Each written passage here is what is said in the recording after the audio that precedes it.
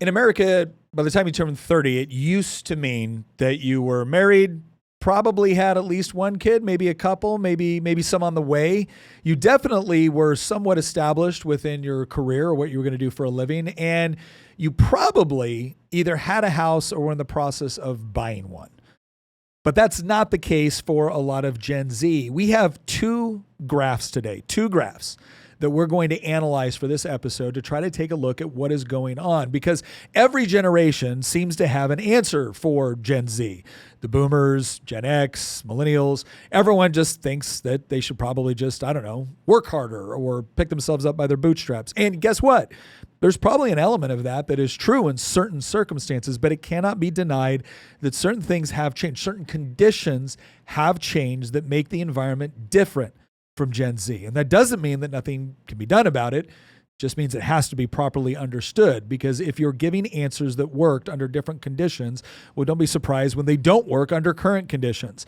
And what's really dangerous is that if you're giving good advice, just not for the right moment, people can come to the conclusion that it's the good advice that's the problem, since it isn't working the way you promised. And what we need to understand is the operational environment in which Gen Z finds itself, so that we can offer solutions and offer better conditions so that they can start to achieve the things that most Americans just kind of took for granted. That's what we're going to be discussing on this episode of Making the Argument. I am your host, Nick Freitas. With me in the studio, my beautiful bride, Tina, Queen of the Bees. Hello, everyone. As well as our resident historian, our political prognosticator, the Oracle of Virginia, and new homeowner. Yeah, hide the keys. I'm changing out the locks. Don't worry. Record it. Yeah, sure. All right. Anyways, yeah, congratulations, Christian. I bought it today. You are a millennial and a first-time home owner, and it's a nice place. It's a nice place. It is a nice place. Yeah, so it needs a little bit of work, but I mean, part of the reason that we're going to do today's podcast is because it was just a few years ago that I was telling Tina, I'm like dooming really hard. I'm like, I'm never going to be able to buy a house. It's never going to happen. And in my case, things worked out in the sense of like, I found really good jobs. I saved a lot of money. But it was a difficult process. I actually got denied for my first mortgage application. It took me a little bit of work to make this happen. And I look around and I look at anybody younger than me. I'm 31. And it's the numbers that we're going to go through today. There's two charts that we're going to go through, and you're going to see these and be like, I understand why you wanted to do a podcast on this, because they're just shocking. And I don't see any politician. You're going to be the exception. I don't see any politician talking about this monumental crisis that I think is facing younger millennials like myself and really the Zoomers, Gen Z. Well, speaking of monumental crises and saving future generations, you know where you start to save future generations? In the womb. That's right. And that's where Live Action comes in. They are the sponsor of today's podcast. Live Action has about over 8 million followers on their social media platform. And the reason why that's important is because Live Action understands that this is not just a political battle. It is a cultural one, and a big part of encouraging people to embrace what it means to not just be a free person, but a mom and a dad, is to actually elevate how wonderful it is to actually have and raise kids. And Live Action does an incredible job of it. I have loved working with them for several years now. And look, they get about 40 million views on their content where it comes to man on the street interviews, where it comes to actually talking to people that used to be in the abortion industry, people that have been victims of the abortion industry. They do an excellent job advocating for the people that have been harmed by this industry. And I think they were instrumental in ensuring that Planned Parenthood got defunded, because regardless of what you think about this issue, Planned Parenthood should not be getting tax dollars from its victims. And that is exactly what's been going on. However, it's only been taken out for 1 year. If you want to continue to make sure that your tax dollars no longer go to supporting an industry which destroys innocent human life for money, then I would highly encourage you to team up with Live Action. And one of the ways you can do that is you can text NICK, text Nick to 70723. And if you would like to submit a monthly gift of $20.25, that's $20.25 to Live Action, they will send you the handy dandy Save the Babies coffee mug. We all know how I love my coffee mugs, but I really do love Live Action. Like I said, I've worked with them for years. You can be assured that if you are donating to this organization, they are spending that money ensuring that they are helping to save innocent human life, but not just innocent human life. They're not just saving babies. They're saving the families that will then raise those babies by helping with crisis pregnancy centers and by extolling the virtues of strong families in America. Go to Live Action and check them out. I'm going to tell you right now, check them out. Great organization. Text NICK to 70723 to learn more. All right, so let's go ahead and set up the framing for this episode. So 2 graphs. This is what we're going to look at. 2 graphs in order to try to understand the situation that Gen Z is going through right now. And again, this is the part that I would ask everyone to do as we're looking at this. We're going to go into the perspectives of Zoomers and older Americans and Gen X like Tina and I, millennials like Christian. And we are going to look at, again, some of the general advice that's given that I think is good advice, but it has to be understood through these 2 charts that we're looking at. So Christian, let's go ahead and take a look at the first of these charts. Yeah, so this one is pretty incredible here. This is the share of young adults that are living with a parent. And the reason that I have my quote here is because this did some numbers. This got 10,000 likes in just a few days. And I was looking and... Well, I got 500,000 views. And it got 500,000 views. Yeah. And most of the people that we're talking about this are Zoomers themselves. Yeah. But this comes from a Twitter account, X account, called Robert Infra. And he puts out some really interesting charts and numbers and stuff like that. I've cited him a few times before. Well, he put out this chart, and he has a longer essay about it that I'm not going to read through the whole thing, but I will show it to people. And this is, again, the share of young adults living with a parent. And when you look at this, because we'll describe it for the audio listeners as well. Yeah. When you look at it, you see that it was hovering at around 40-ish% at the turn of the century, 1900. And then it climbed through the 20s, into the 30s, into the Great Depression, which makes sense. And it peaked at about almost half, right? 48% at the height of the Great Depression. And what happened after the Depression was it plummeted. We had World War II. So it plummets in 1940, where you got a lot of young people that are enlisting in the Army. I think the Army got up to 8 million. Well, yeah, they're not living at home when they're storming Normandy. Exactly. But then something also happened when we won World War II. Most of what we would say our competition for manufacturing, industrialization, had been bombed to the Stone Age, right? So they were all rebuilding after World War II, and so we had this period. We had this huge boom in the 50s. Yeah, from 1940 to 1960, especially. There's this 2-decade period where the United States had massively industrialized. We'd already been an industrial power, but we massively industrialized, and we had almost no competition from the rest of the world, and so we really were the manufacturing powerhouse. Not just because of good things that we had done, not just because of good things like, free markets and things like that, but the fact that, again, we had very little competition around the world, and we had high demand for American products. And we had, again, left World War II relatively, comparatively unscathed, right? Nobody was firebombing, Detroit, or for Detroit to look like it had been firebombed took actually like 6 decades of progressive politics. But, that's where we were at. And so you saw this drastic drop all the way to the 1960s. And then in 1960, it starts to reverse. So it drops from about the height of the Great Depression is about 48% of young adults still living with a parent. And then it drops down to under 30% by 1960. And there was also a cultural change that was taking place here that I think needs to be understood. Following World War II, you got to understand the generation that lived through the Great Depression, fought World War II. They came back, and there was kind of this idea that they were going to create a better life for their children. There was a lot of optimism about being an American, about America's future. We had just defeated the Nazis, and we had the looming threat of communism, but we were kind of feeling on top of the world for obvious reasons. And there was this drive to increase home ownership. There was this drive to, this idea of the American dream, owning your own home, having a family, doing all of these things.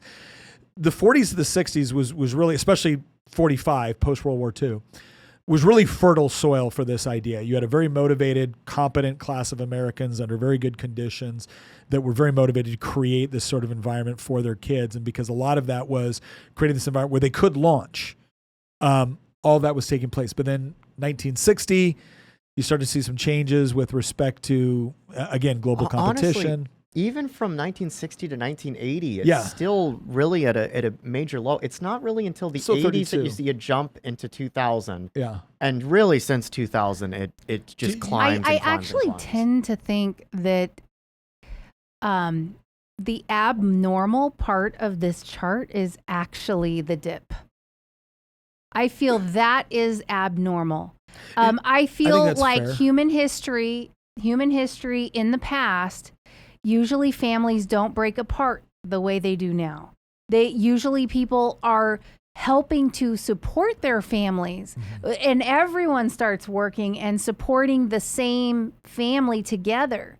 And it wasn't till they decided to start their own family that they did break apart. And we got into this new era where I can go work and make money for myself and get out from under my parents. And, you know, and there was this 60s rebellion thing too, where it was like throwing off the traditional shackles sort of thing.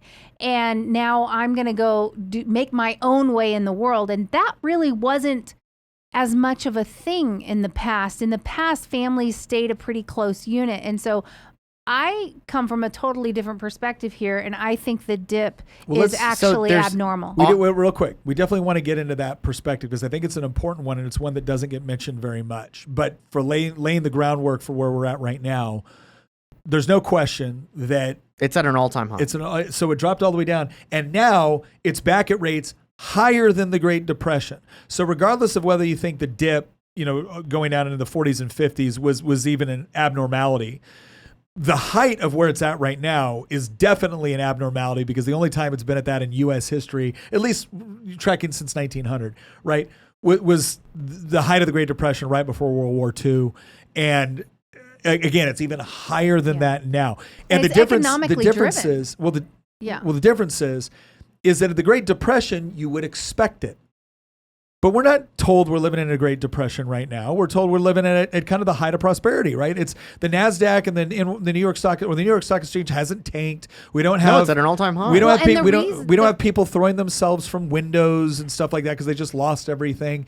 So it's very different, right? The motivation is different. The whole motivation is different. And I think that's the important part of the framing here is that something different has happened that we kind of intuitively understand why it happened in the Great Depression. We do not intuitively understand why it's happening now. Was there anything else you want to add before we go to the next chart? Yeah, there's one thing that I want to bring up here. When you look at the turn of the century, this number about 40% makes sense when you consider how agrarian our society was 125 years ago. And so this 40% number is largely families that were living in the rural countryside where you worked on the farm. Mm-hmm. And then you eventually inherited your father's farm. Yeah. And you had multifamily dwellings. So you had a house and then maybe you had another small little house when somebody got married, but it was still on the same property. And that's that communal style living. But we still had cities. And so that's why it's not 100%, right? Yeah. Because if you were living in a city, even in 1900 in New York, you did probably eventually move out and get your own apartment by the time you were like in your 30s or even in your 20s, actually. And so I think that this number is kind of normal for the type of society that we had where it was heavily agrarian in some ways, but we did have urban centers. And then the abnormality is, as you brought up, that's the Great Depression. Yeah. And then the second abnormality you could maybe argue is this plummeting in the 50s all the way until 1960 when it bottomed out at, under 30%, really like 25%. Yeah. But the whole get up, we had industrialized. Graduate high school and then leave. Keep in mind, though, that we had industrialized. We didn't have this need for you to have 6 kids all working on the farm by 1960. I mean, we still have farms today, but we didn't need to have the type of child labor working in the fields, right, that we did in 1900. So you could argue that maybe this dropped lower than it normally would have, but I do think that this is not as abnormal as you might think when you consider the type of society that we had in the 1950s going into 1960. Now, what we have today I think is very abnormal. Yeah. We're not in a depression. We don't have a 25% unemployment rate. And there is no strong family unit now. That's one of the things that are driving it. So that's this first chart that's shocking. But if you want to find something that's I just crazy, I don't even have words for it. It's this second chart. This second chart is what convinced me to do this entire podcast. Okay, let's look at it. This is the percentage of 30-year-olds that are married and homeowners. Yeah, that's nuts. So again, you saw so this chart goes from 1950, and from 1950 to 1960, you had a slight elevation. So it was more likely for 30-year-olds, is above 50%. Over 50%. To be both married and homeowners. And then in 60, you start to see a drop. And that drop continues to the 80s, and then it kind of solidifies a little bit. Or it levels out a little bit. It still slowly dropping. drops until the 90s. It's slowly dropping, but it's still level. And then when you get to 1990, it plummets. It just absolutely plummets until 2010. And you see like just a very slight correction. It's still plummeting. And then in 2020, it's plummeting again. But we're it's at an all-time low. But it's fascinating how the most precipitous drop starts in 19. It's like we hit a cliff. And to put it this way, in 1960, it was like 55, almost 55% of 30-year-olds were married and had a home. Homeowners. Yeah. Were married and had a home. Yeah. So that was the average. Today, yeah. It's 12%. Yeah, that's crazy. When this chart was, and by the way, this guy, Nathan, he was the one who first posted this. This chart has been reposted thousands of times on X. I saw a tweet actually from Marjorie Taylor Greene, of all people, who she tweeted about this, and it got like over 40,000 likes. And she was like, this is terrible. I hope that we can fix this. And she was like one of the only members of Congress to tweet about this. This chart, I think, is far crazier than the other one from Robert Infra. Yeah. But I think that they're related. And so the reason that I brought these charts up is because this is what we're going to be reacting to in today's episode. Why is this happening? What are the consequences of it?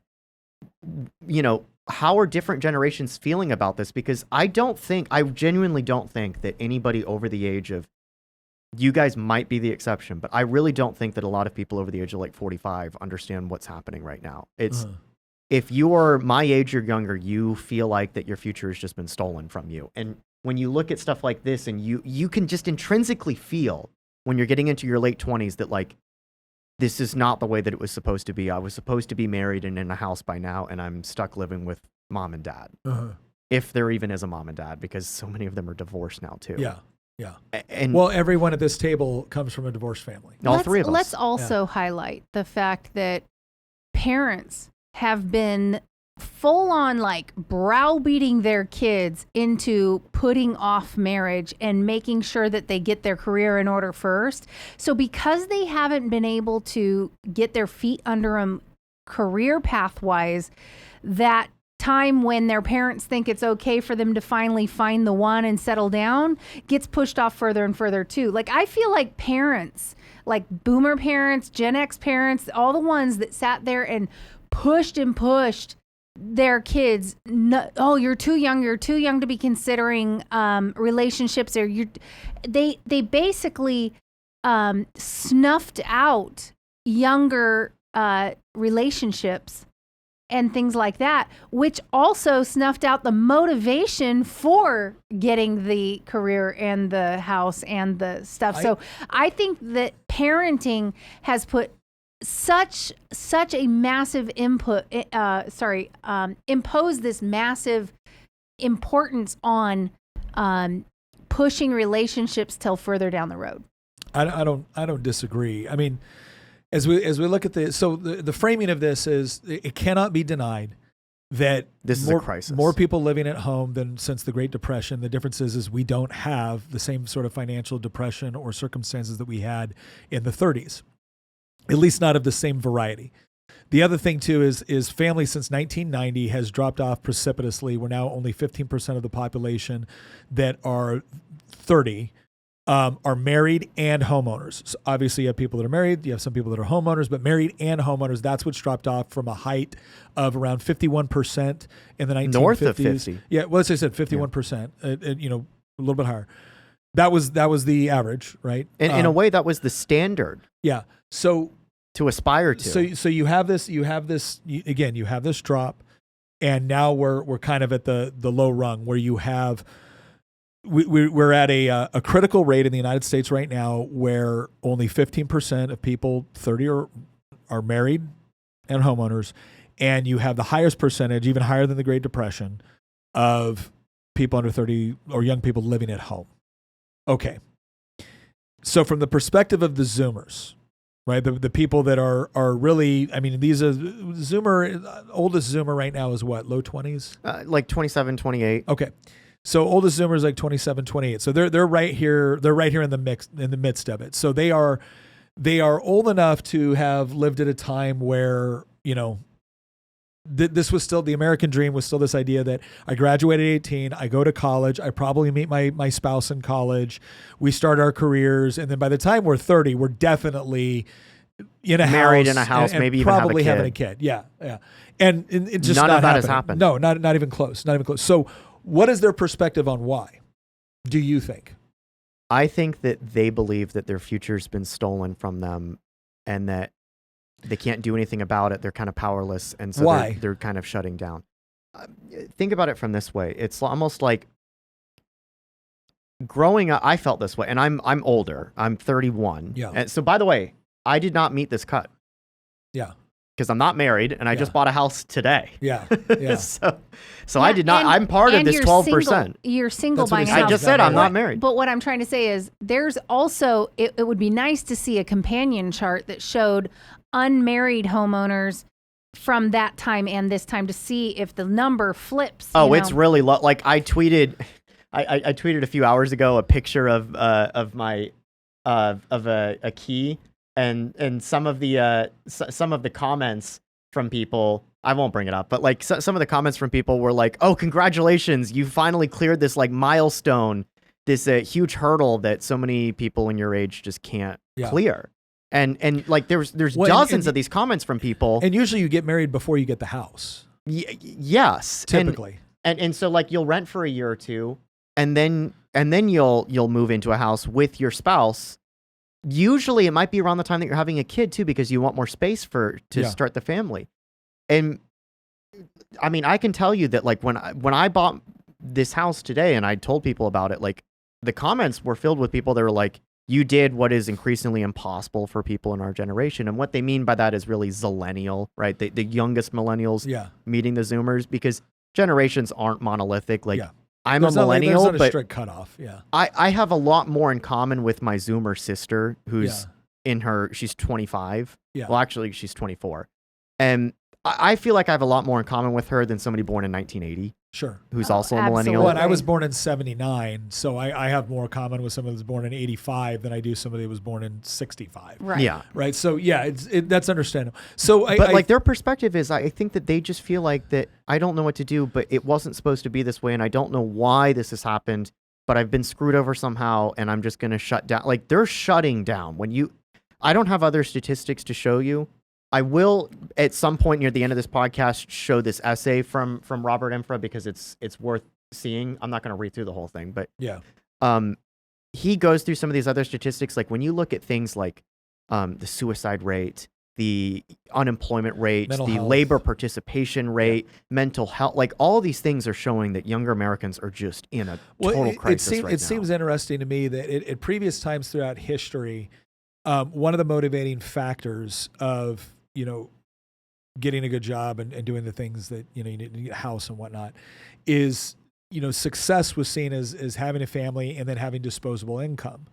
And family and disposable income is what allowed you to enjoy the finer things in life, whatever that might be.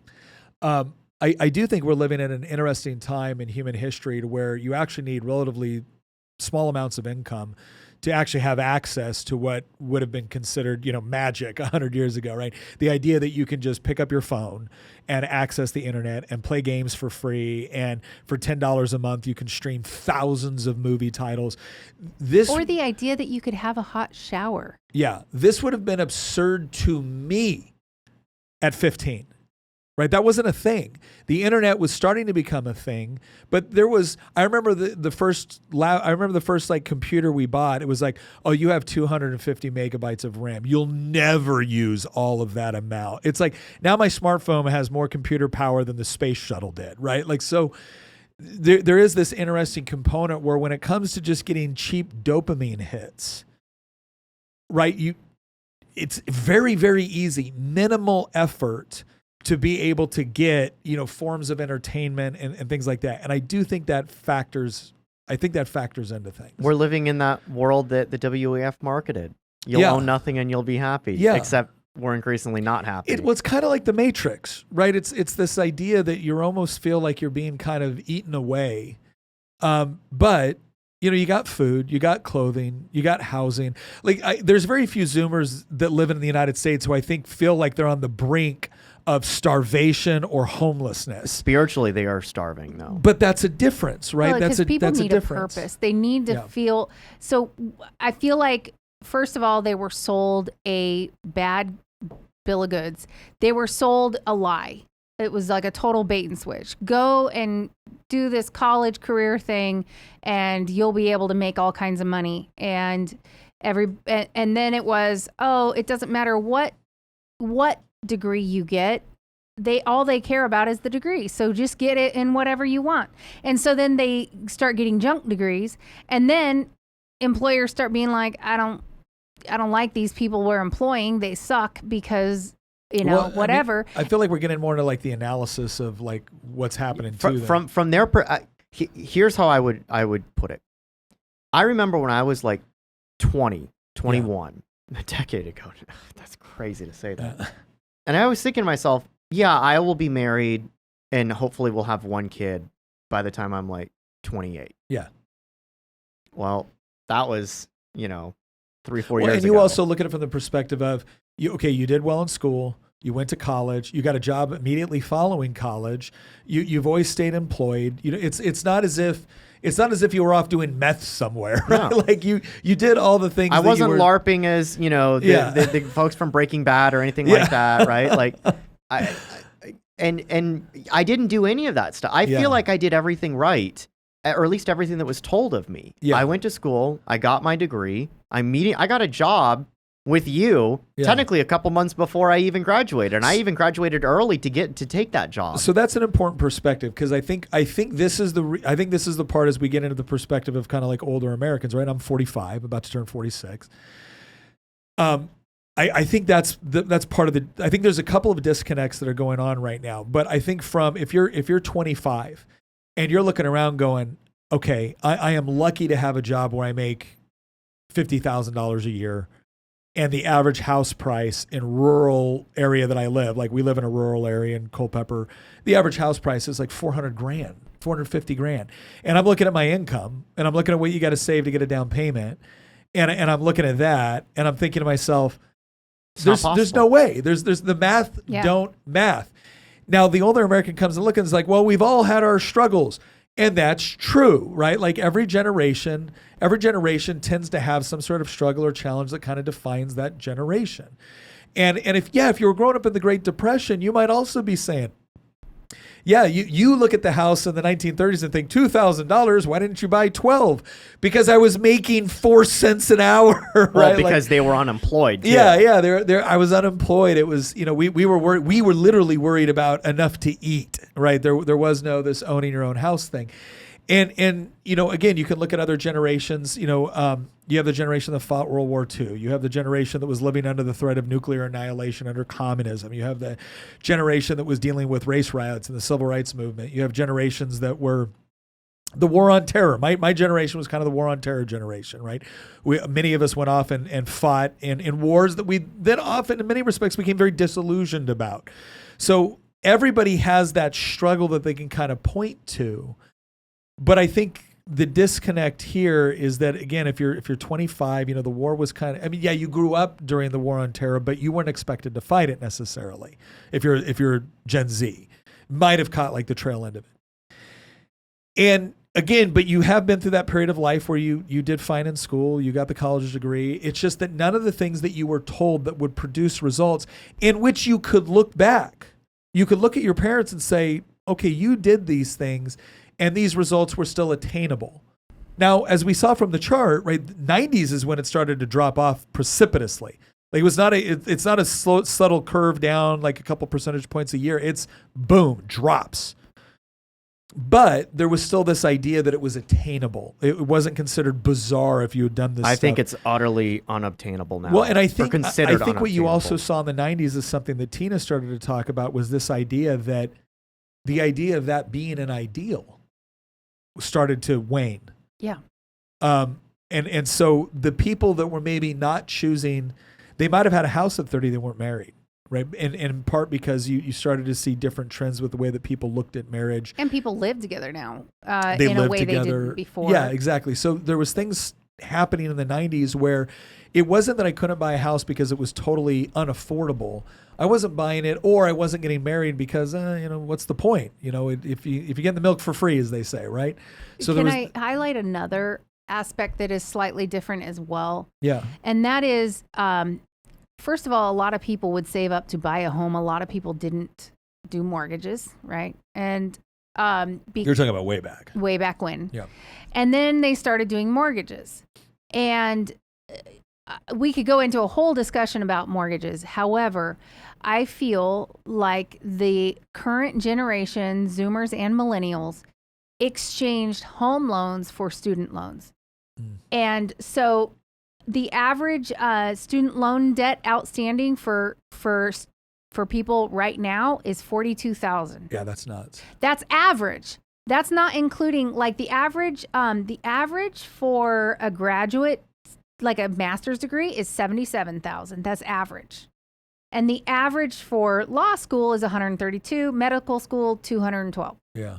Those are the That's average. like a mortgage Oh, for yeah. those higher degrees. So that's the thing, is they have exchanged a secure form of credit, which is a house. Secured debt is you have collateral for it. Yeah.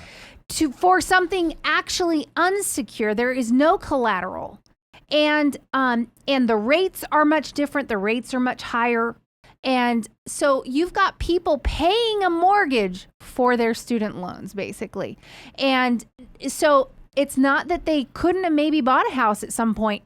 Sometimes it could be that they can't because they're already overextended with student debt.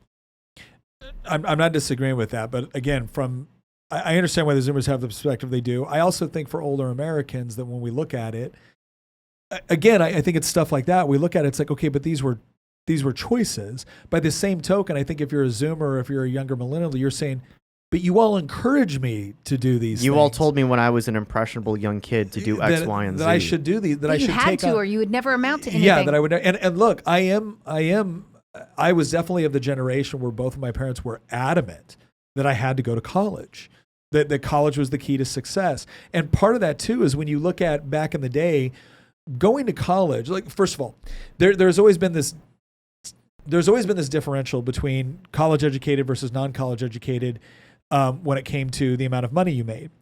And a lot of that had to do with your more demanding career fields demanded more education. By the same token, the way that you went to college was you usually had to secure private loans or you had to have family connections or something like that. So in our egalitarian mindset, it's like, well, it's not fair that somebody who's capable not have the opportunity to go to college. Well, that quickly translated into you should be able to go to college regardless of capability.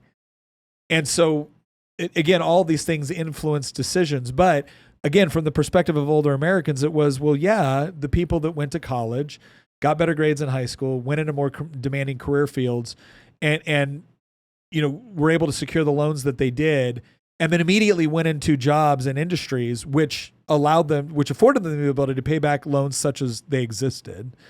But there was nowhere near the same college loan crisis component. So again, if you're a Zoomer, you're like, once again, what worked for the older Americans is not working for me. And I keep getting told to do things that I've either already done or maybe I'm about to do and I'm second guessing and being told it's the only way I can make money. Or you're being told to do things that you can no longer do. Yeah. Like, well, what's an example of that? oh, just save up for a down payment. Yeah. Oh, okay. So Yeah. I'm 21 and I'm supposed to save up $150,000 for a down payment. Yeah. Yeah, great. Yeah. Show me where the jobs when are. when I'm living paycheck to paycheck Yeah. because the price of groceries increased 20% in the last 4 years. I mean, here's another one. Oh, you're worried about finding a spouse? Just go talk to people. Yeah. Where? Like, Well, see that. like, Okay, that one I think is a little bit. And different. I know that we've talked a little bit about this before, Yeah. but like, I am so sick and tired of hearing this advice. Well, just go find nice girls at your local church, or just go out there and put yourself out there. Like, this is what I mean when I one of my bullet points in our outline here is that like when I describe older Americans, their perspective, I wrote, this is just my notes, but I got to read this off because it's kind of funny. Total disillusionment, zero understanding of the problem. I'm not speaking as a Zoomer, but as certainly a Zillennial, because that is what I am. I am the youngest of the millennials.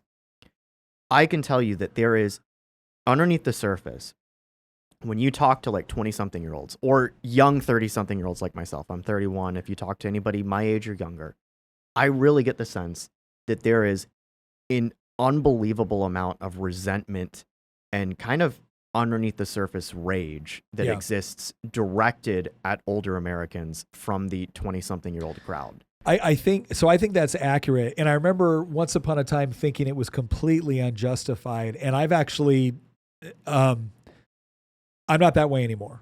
Now, I will say this. I see a lot of the analysis coming out of what we would call young millennials or Gen Z that's popular on YouTube or TikTok or social media.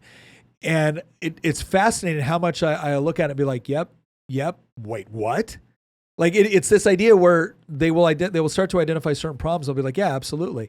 And then they'll come and then they'll go off in a different direction. Like, whoa, that doesn't make any sense at all. Like that doesn't connect with this. But I also lived through that time. And so I'm looking at their analysis of times they never lived in. I'm saying that is not how that went down. But they don't know that. That's what they've been taught. And so it is interesting because the point you made about this distrust, there's always been this idea of young people these days and old people just don't understand, right? Parents just don't understand, right? There's always been an element of that. No, But I think what you're talking about right now is there is a disdain that is coming up right now. And I think part of it is because there's a very, very large disconnect about some of the unique things that have transpired over the last 20 years that didn't exist. Or part of it is things that didn't exist. Part of it is misdiagnosis of the problem, in my opinion. But that leads us to kind of the third perspective we want to look at, because obviously you've got politicians posting this stuff out going, this is a huge problem. No, they're not, though. Well, okay. We just mentioned one that was doing it, Marjorie There's Taylor one. Greene. No, okay, that's false. I'm seeing politicians that are looking at this, that they absolutely understand that kids not being able to launch, kids not being able to afford a college, afford a home, kids not getting married, kids, having $90,000 in college debt. No, they do understand that that is a problem. But the question is how do they diagnose the nature of that problem? Well, I see some politicians are like, we need more redistribution. We need to just forgive college loans. Or we need more government subsidization of housing.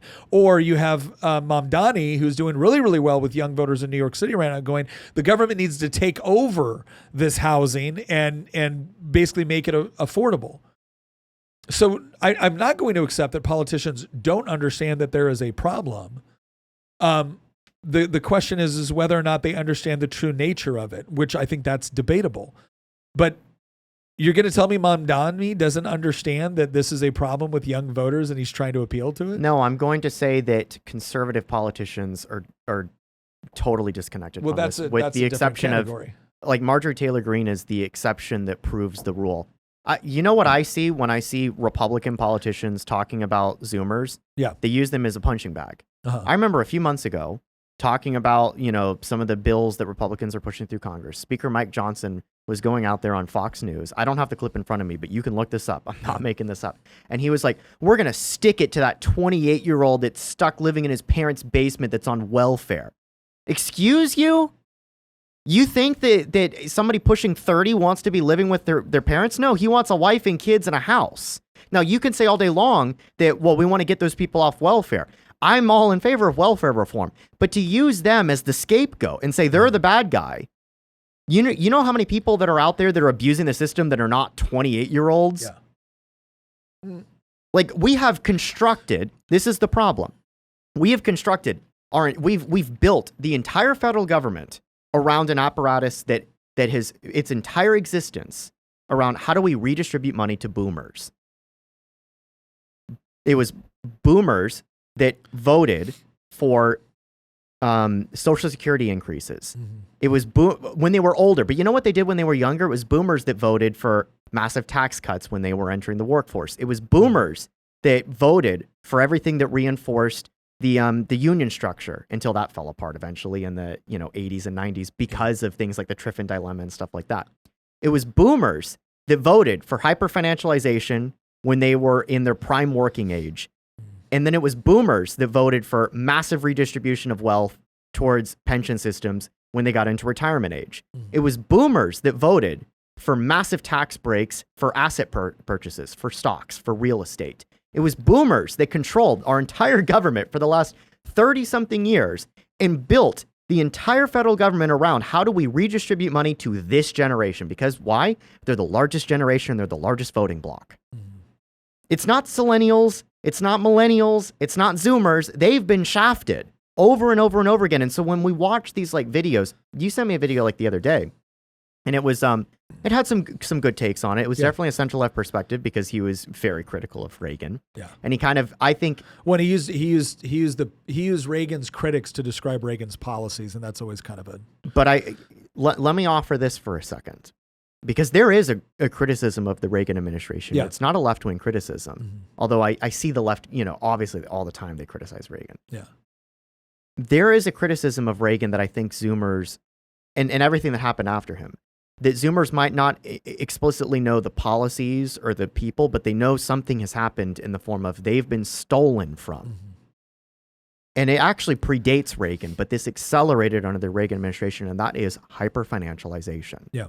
There is no denying that accelerated under the Reagan administration with Greenspan's put in 1987, bailing out the stock market after the October crash where the Dow Jones Industrial Index fell something like 25% in one day. And it was this fear that, we're going to have a Great Depression. And so what does the Federal Reserve do? Lower interest rates and print money. And that started the trend. So wait, real quick, I want to back up here a little bit because we're going to head into the analysis portion of this, and I think this fits very well in the analysis portion of explaining why this is the way it is. But from the political perspective, I think if we could break it down, we could subdivide it a lot more than I'm about to. But if I had to break it down into two categories, left-wing politicians are saying, yep, you've been shafted, and the enemy is capitalism, and if you put me in charge, I will centrally manage the economy in such a way that provides for more egalitarian, results. Housing's a right, which will benefit you. And so the left-wing politicians, I think, are in tune with the feeling like the system's rigged, but they're not willing to accept that A, they helped rig the system. In fact, they were instrumental in rigging the system, and B, they're trying to dismantle the system in order to give themselves more power to go with a centrally planned version, which is horrible, right? Which will result in worse conditions than Gen Z already finds themselves in. Conservatives, to your point, I think have largely looked at this as this youngest generation is just lazy. They're lazy, they're pampered, they're whatever else. They live in a time with greater wealth, greater prosperity, greater security than pretty much any generation before them, and they're just complaining. Now, I will say this. There are elements of truth to the idea of wealthier, more secure, more prosperous. True. There is an element of truth to this idea that it's never been easier to, again, get cheap dopamine hits. And so there's elements of truth to that. The thing where I think conservatives fail is understanding that, and again, it was generations before them that created the conditions that led to this. And it was the advice that was given to these guys in many cases, and the indulgence that was given in some cases. There's a great argument in that video I was saying that the greatest generation indulged the baby boomer generation, and it led to this overwhelming sense of entitlement. We're special. We deserve. We should get. It's we. Yeah. And so it is unfair to look at a generation that was raised with kind of these your rights, without emphasizing responsibility, at the same time that you've created conditions where people that did take their responsibilities seriously and still feel like they can't get ahead, still feel like the system's rigged against them. You are creating conditions where it becomes very, very difficult to identify what the core what the responsible factors are. That gets very, very convoluted. When you're at a point where you feel like you did everything right and none of it works, you will challenge the system that created those conditions. And you will look for anybody that gives you what seems like an answer that explains your conditions. Thomas Sowell was convinced that Marx had it figured out. Why? Because as an orphaned bicycle messenger in New York City, taking the bus, going through Fifth Avenue, looking around and seeing abundance on one side and a complete lack of abundance in others, that seemed like a reasonable explanation. These guys must have stolen from the rest of us. The problem is that there has been some stealing going on. And this is the part where we get into this analysis. So again, from the Zoomer generation, you have a lot of, and let's just acknowledge that we can't paint an entire generation with the same brush. There are very, very different people within each generation. Okay, but if we look at kind of like these overall trends within a generational setting, a lot of Zoomers feel as if the American dream is out of reach for me, and it doesn't matter how hard I work, and I can prove it because I got the degree, I've got $50,000 in college debt, and you're telling me that if I just gotten a better degree, or if I just done this, or if I just done that, or if I just work harder or save more, spare me. All right, I did the things. I'm making $50,000 a year, and the average house is $450,000. And there's an entire generation of women that have been told that I, as a young man, am the source of all of their, of all evil. Yeah, don't even get me started. Right, don't even get me started on dating market. Yeah, when young men are 70, or when young men are more conservative than we've ever polled, and young women are more left wing and progressive than you've ever polled, there's going to be a real hard time for like navigating that, especially in an environment where hookup culture is rampant. Well, right? it's not anymore. True. It's dying rapidly. But you see what I'm saying, though? It was rampant, and now it's dying off. And anyway, and then you have older Americans that are going, I don't see what you're complaining about. Every generation complains. You just need to work harder. And then you see politicians that are either misdiagnosing the problem but offering really, really dangerous solutions, or misdiagnosing the problem and the only solution they're offering is work harder like I did, when working harder like you did doesn't pay off the same way it used to. And because you refuse, this is the dangerous part, because you refuse to acknowledge that, I'm going to go find a home with the politicians that are at least promising to do something for me. Right. And so, but even then they're offering like gimmicks, right? It's I'll give you rent control, or I'll give you subsidies, or but I don't really think that Zoomers by and large want that. I think that they want this American dream that they know that their parents and certainly their grandparents enjoyed, and that has, from their perspective, been stolen from them. So let's do this.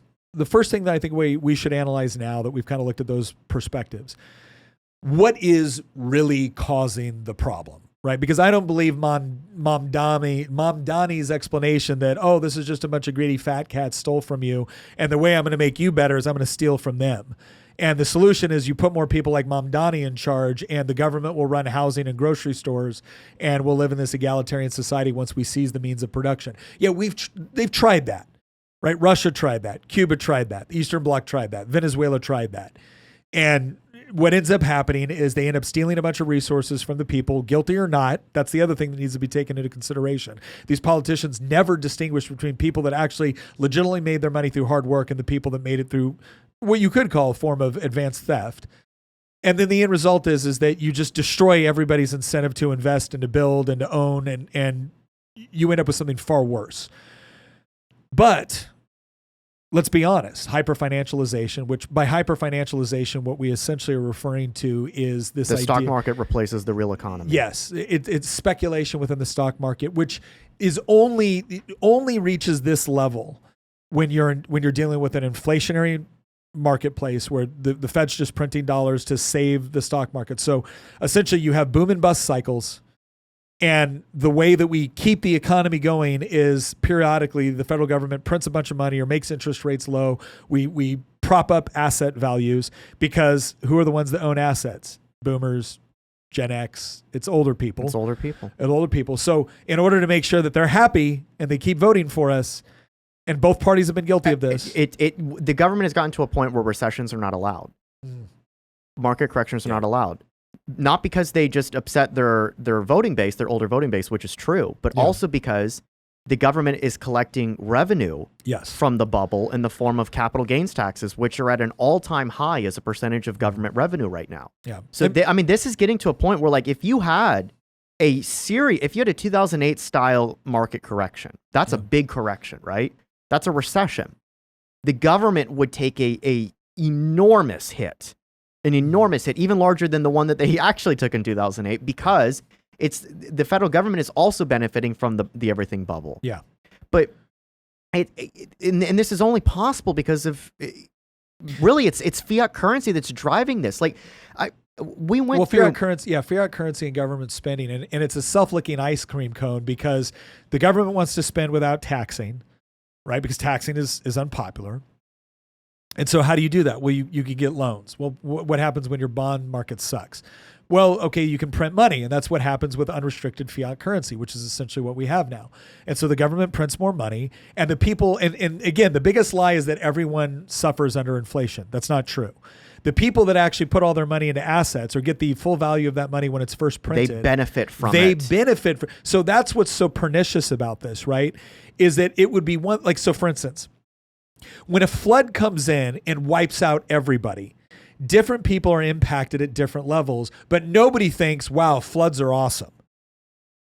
When you have inflationary monetary policy, the politicians which first inflate and spend the currency, the banks which first get access to it, the people which own the assets which actually benefit under inflationary spending, they do well and therefore have a perverse incentive to hold up the structure which pushes inflationary monetary policy. It's even worse than that because even if they're not the ones that are given the printed dollars first, because their asset prices go up, it increases their purchasing power to then go out into the marketplace and buy other stuff. And we know that you can print money faster than you can manufacture goods. So what happens over time is that the rich, this is where the left actually have a point, believe it or not. As the income inequality gets worse over time, and it's at all-time highs right now. As income inequality gets worse because of this mechanism within monetary policy, the assets that the rich own, I mean, you get this all the time, Democrats talking about like, oh, Elon Musk is now worth, what is it, like $300 billion or something, $400 billion. Well, their assets go up, which means that their purchasing power goes up. Yeah. Because they can convert those assets into dollars. And so what happens is that they can then bid up the price of everything else that people need. Because you can print dollars much faster than you can build homes, much faster than you can construct cars, much faster than you can grow food even. Yeah. Everything goes up in price, but certain things go up faster than others. And so increasingly over time, the basic things that form the building block of what we traditionally called the American dream, like home ownership, this gets further and further out of reach for people because wealthier people have more dollars to then go and drive up the asset prices. And again, this is where the left actually has a point. I brought this up previously in an older podcast. My parents wanted to buy some land in Madison County, and they have way more money than I do, but they're not what we would call like the 1%. No. They're like upper middle class. And they wanted to buy some land to construct a house that they would then retire in Madison County. Every time, this happened like 5 times. Every time that they put in a bid, this was a few years ago, they got outbid by somebody else. And you know who the somebody else was? It was somebody in Arlington or Alexandria or Falls Church or Fairfax or Loudoun County, aka Northern Virginia, who had far more money than they did. And they could put in an offer over asking price for this land in Madison County. And 5 times this happened to them. And this is what's taking place when asset prices are outstripping wage growth massively over a multi-generational, a 40-year long period. The people who own the assets, who are the wealthy, they are the 1%, see their purchasing power go up faster than everybody else. And then because their purchasing power goes up faster than everybody else, they get to then go into the marketplace and they can outbid anybody. And not only outbid anybody, they can then drive the floor of those assets Yeah. up to a level that Zoomers who are just entering into the workforce that don't have millions of dollars worth of assets, they can't even get their foot in the door because the rung has now been placed so high up that they can't even jump up to grab onto Well, it. and this is the important part to understand when we discuss income inequality. There's a couple things to take into consideration, and this is something where there's kind of a perfect storm taking place right now that's somewhat dangerous, because income inequality in and of itself is not immoral, right? The doctor should make more than the janitor. It doesn't mean the doctor is a better person than the janitor. It simply means that the skill set that the doctor has is in higher demand with lower supply. And by higher demand, I don't mean, obviously there's more janitors than brain surgeons. But when you need brain surgery, there's very, very few people that can do it. And so supply and demand dictates that you would get paid a lot more for that than you would sweeping a floor, because essentially anybody can sweep the floor. There's nothing immoral or wrong about that. In fact, it would be immoral to insist upon income parity between those two tasks, because now you're not taking into account the difficulty, the risk, the education, the skill associated with it. So this is important. Income inequality is not the enemy, okay? Immoral or unjustified income inequality is, because what that essentially means is you got your wealth not by actually producing something of value that other people voluntarily transacted for, but you got it because of some sort of manipulation within the system. Now, here's where it gets, now obviously the goal within politics should be to not try to achieve income equality. It should be to achieve a system where we have sound money, where we have property rights, and where people are able to freely exchange with one another. And what we end up finding is that that sort of system produces the best results possible in an imperfect humanity.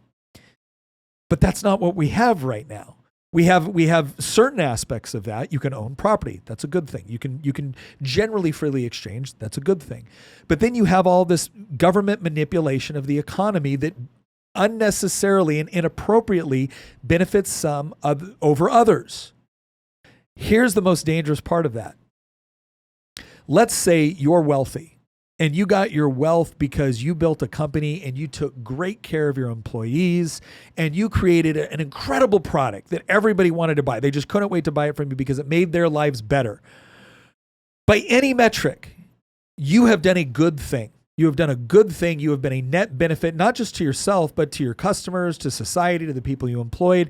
That is the sort of person that in America we used to elevate as this is a standard of going out and doing a good job, providing people for others and getting wealthy in the process. And that's the sort of environment we want to create.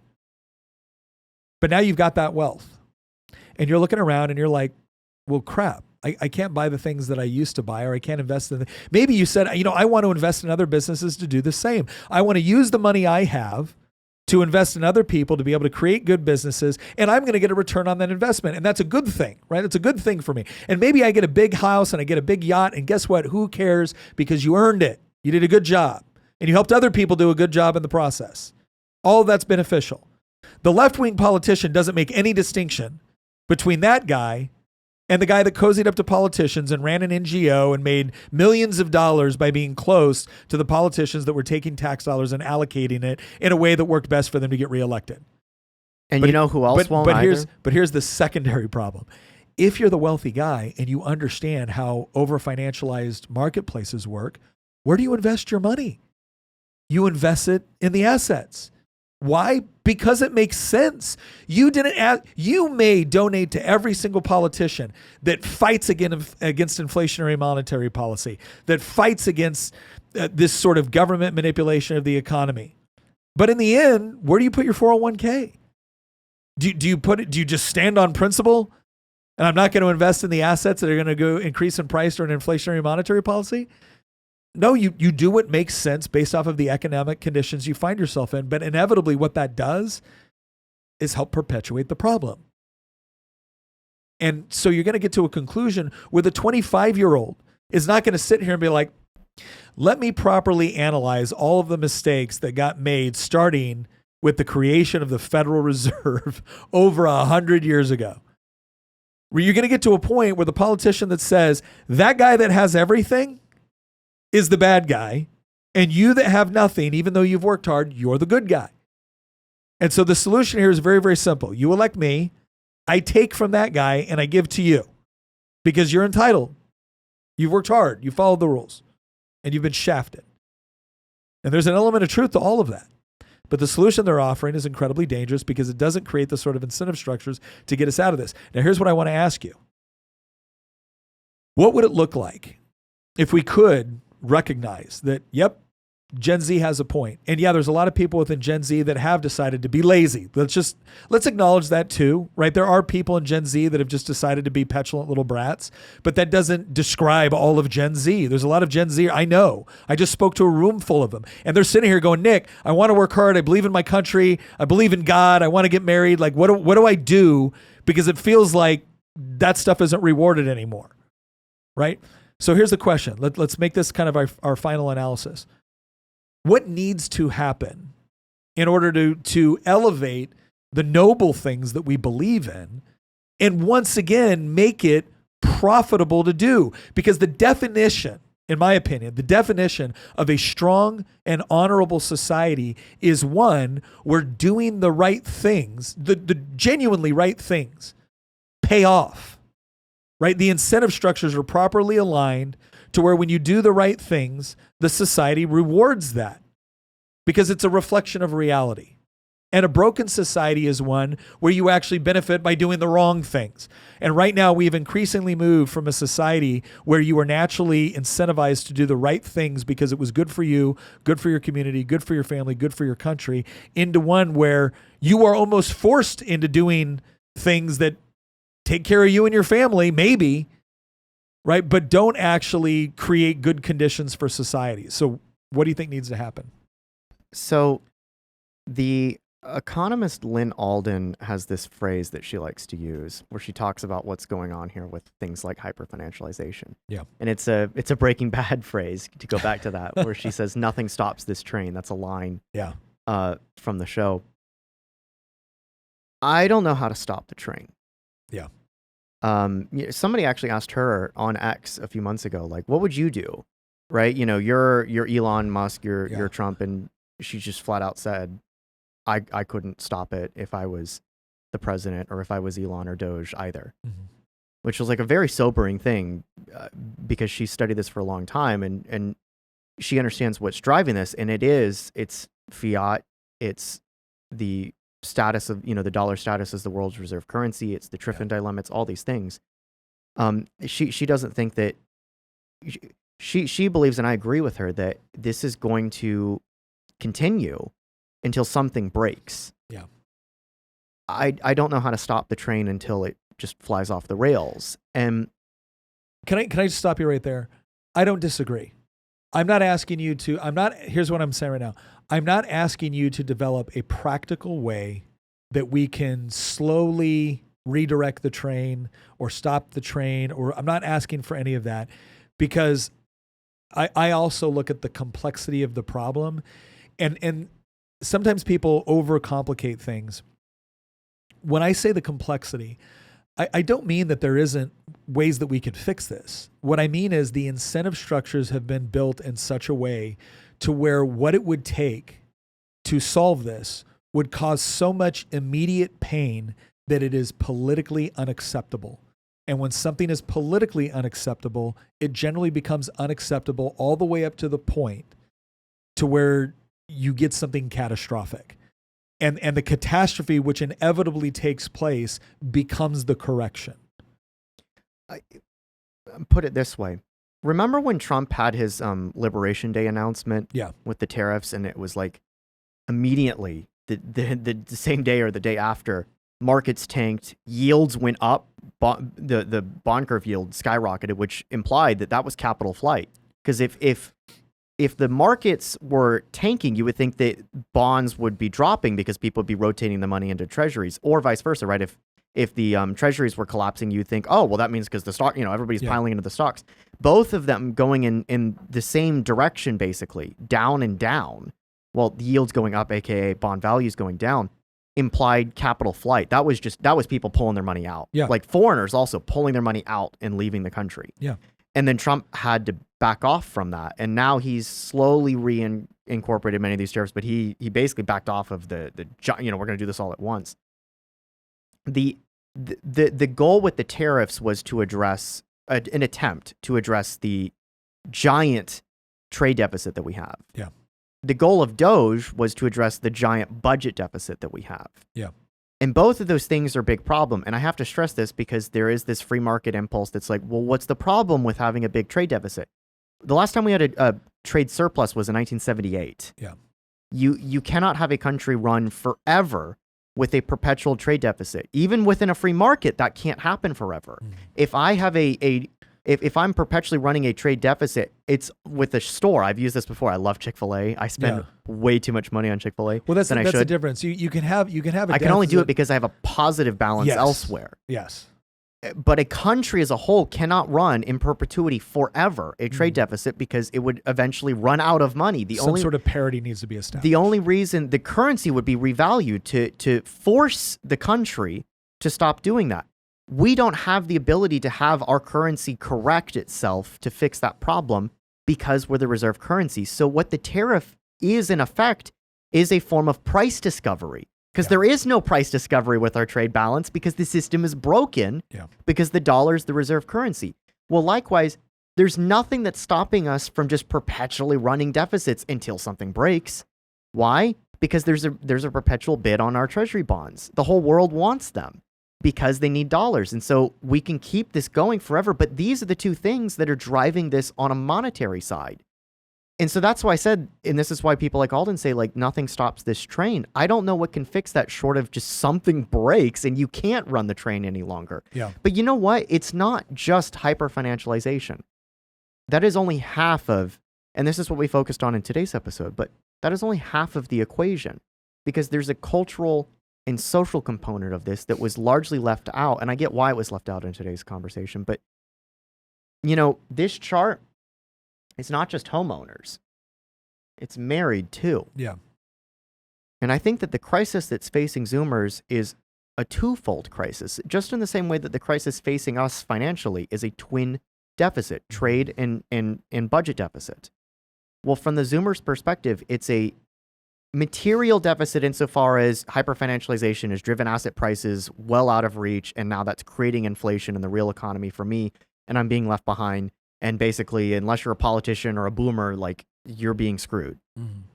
That's one half of it. The other half of it is I can't get married and I can't have kids. Mm-hmm. And the family, the traditional structures that built families is just broken. And men and women are viewing each other as enemies. We're going through South Koreaification. Yeah. Where the largest gender gap in all, you know, in terms of voting habits is the under 30 crowd. Mm-hmm. And it's actually really like the under 20 crowd.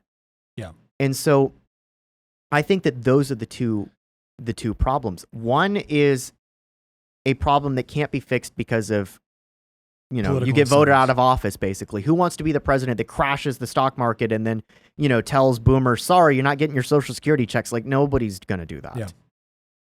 But that's only half of the equation. I think that the other half is that something has broken in terms of the social contract in social life that has uniquely affected anybody under the age of 30, that if you're 40, 50, 60, you have just no frame of reference for what is going on. If you're in your 50s or 60s, you have no idea how utterly insane the 20-something-year-old female crowd is from the perspective of a 20-something-year-old man. Mm-hmm.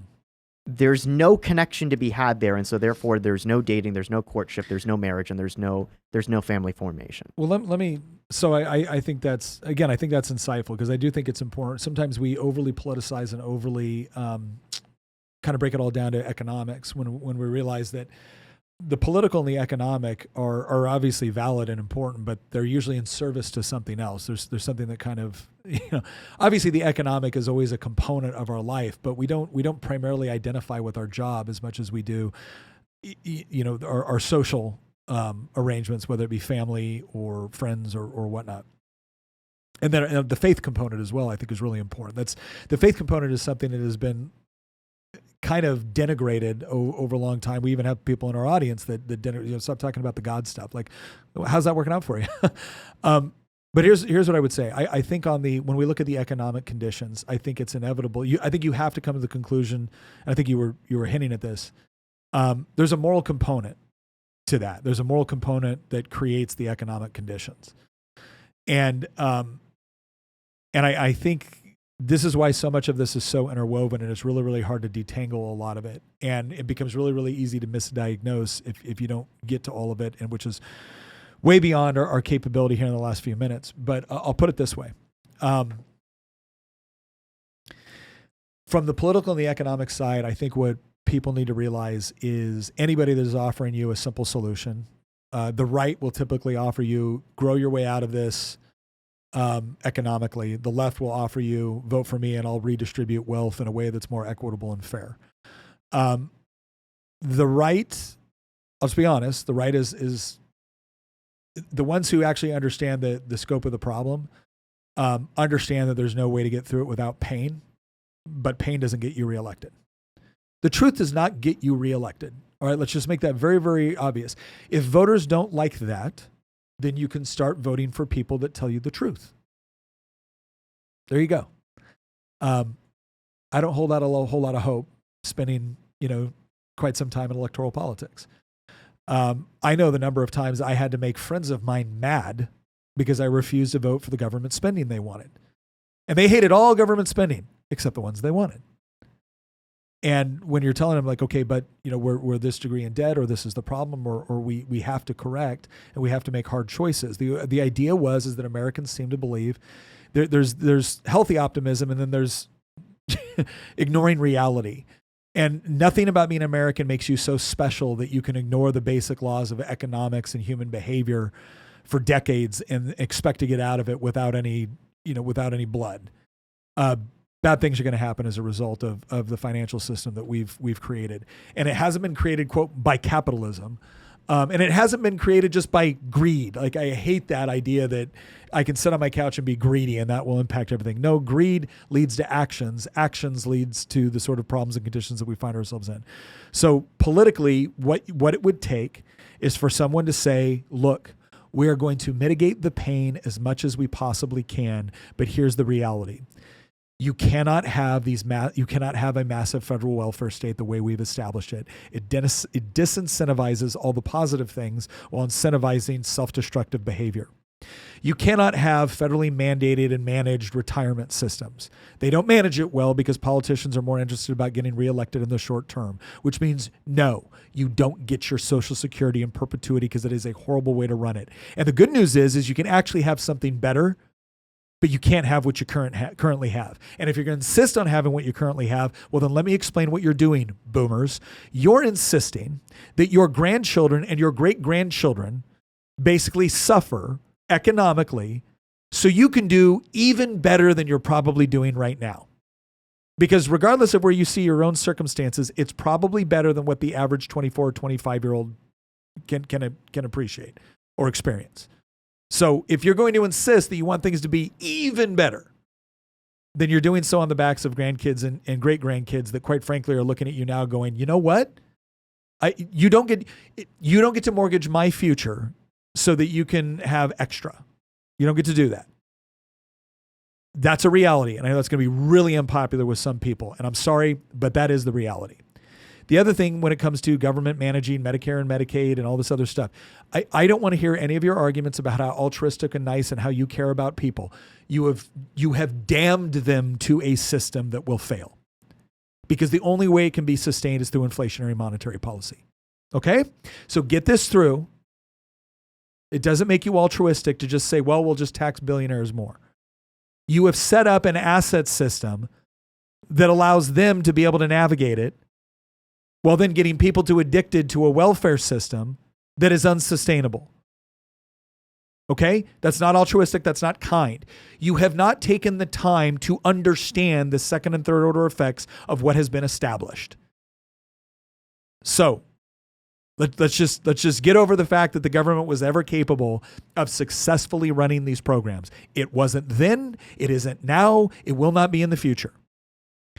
Okay, so what is the answer to that? Okay, well, you can ease people off of stuff. You can say, look, I'm sorry, you were lied to, this doesn't work. Go ahead and be the politician that wants to run on that platform. It's honest, and they might actually have a way through this mess that doesn't include sovereign debt crisis and civil war. But you know what they don't have? A way through this crisis without pain. And as long as Americans are addicted to this idea that we have some sort of birthright. I watched Vivek Ramaswamy the other day say, every American child has a birthright to a quality education. No, you don't. You don't have a birthright to commodities and services. You don't. I believe that you should be able to live free, but living free doesn't mean other people work so you can have stuff. It means we all work so we can exchange stuff to hopefully make our lives better. But the moment you buy into the idea, well, this politician seems really, really smart, and they're saying all the things that I want.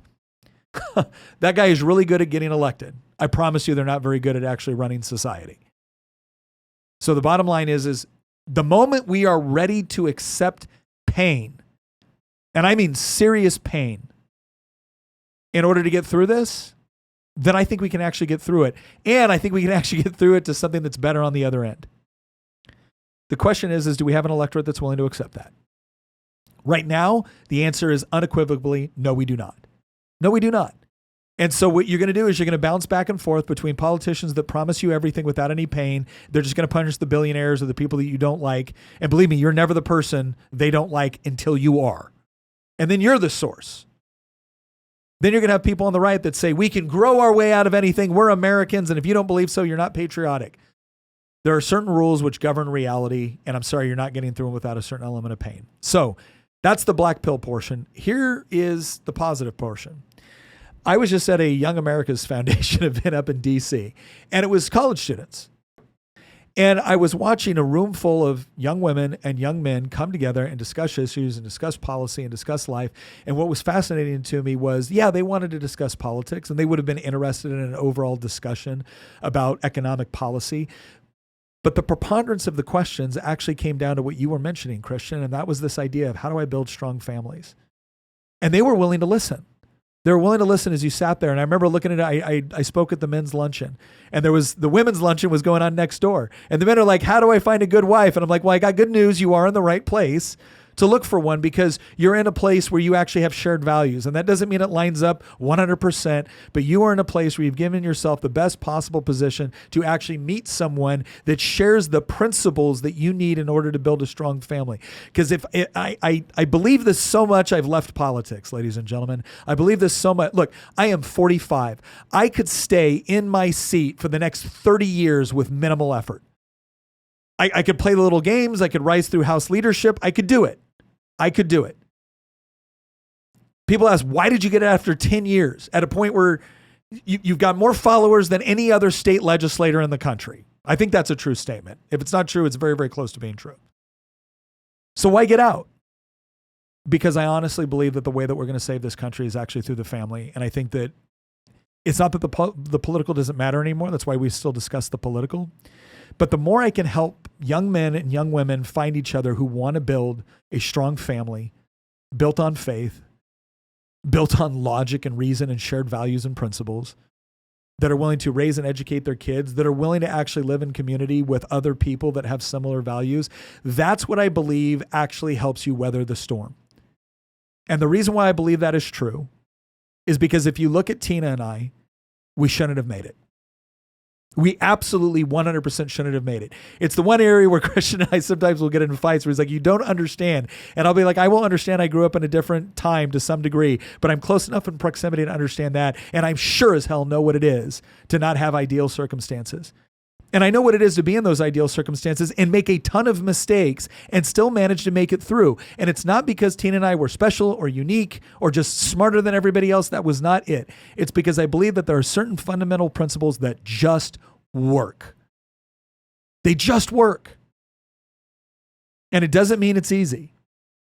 But here's the deal. If you care to hear it out on the whole getting married and the whole deal, Tina grew up in a broken home. I grew up in a broken home. We got married at 19 and 20. We immediately went into a profession with one of the highest divorce rates, and then we made it worse because the country went to war and I went into special operations, specifically special forces, which I think at the height had a divorce rate hovering somewhere between 70 to 80%.